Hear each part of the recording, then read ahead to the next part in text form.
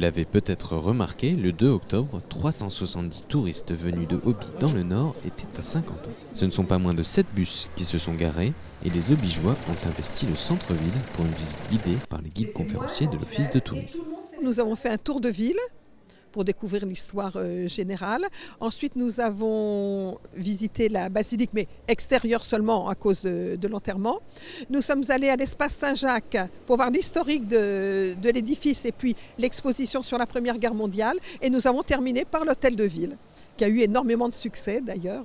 C'est un public qui ne connaissait pas du tout Saint-Quentin et qui a vraiment beaucoup apprécié nos monuments et notre patrimoine en général, qui ne s'attendait pas à voir un patrimoine aussi riche et aussi varié.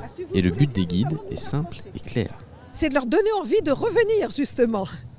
À titre personnel ou en groupe, mais souvent c'est à titre personnel. Et beaucoup ont dit qu'ils reviendraient justement avec leurs enfants, leurs petits-enfants, notamment à l'occasion de la plage ou du village de Noël. Des découvertes qui ont ravi les visiteurs et conquis le maire de la ville d'Hobby qui a choisi Saint-Quentin pour leur excursion annuelle. On est venu faire une petite visite et puis ensuite passer une agréable après-midi puisque nous allons déjeuner et passer l'après-midi sur place, une après-midi festive.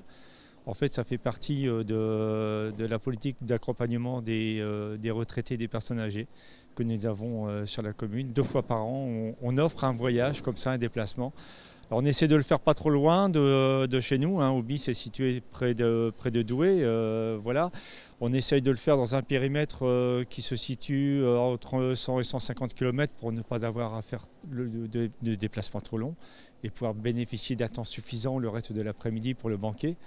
Et donc on essaie de le faire aussi dans des lieux de découverte touristique. Donc Saint-Quentin, ça nous semblait un lieu intéressant à découvrir. Il y a d'ailleurs des gens qui n'avaient jamais découvert Saint-Quentin avant de venir ici.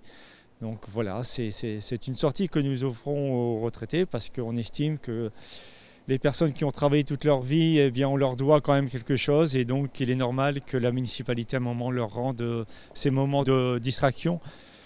C'est un moment important pour tout le monde parce que ça permet de se retrouver voilà, et de retrouver des gens d'ailleurs qu'on n'a pas l'occasion de croiser tous les jours.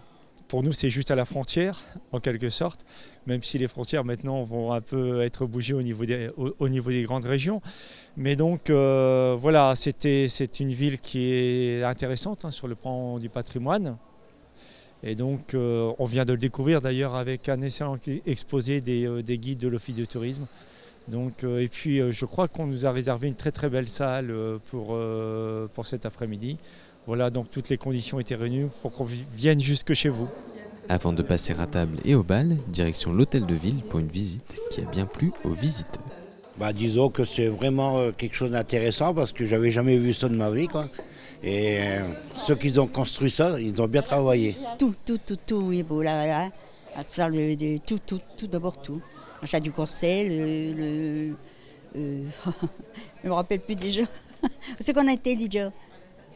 À la salle de mariage, oui, où ils ont fait un faux mariage et tout. Et tout est beau, quoi. Moi, je suis, vous savez, une vieille personne, j'ai 85 ans, alors. Ah, très belle. Ah ouais. Qu'est-ce qui vous a plu? Tous les bâtiments, tout. Mais quand on arrive, c'est pas pareil. Mais après, c'est vrai, c'est formidable. Très belle ville. Mais alors, comment fait-on pour attirer ces visiteurs extérieurs?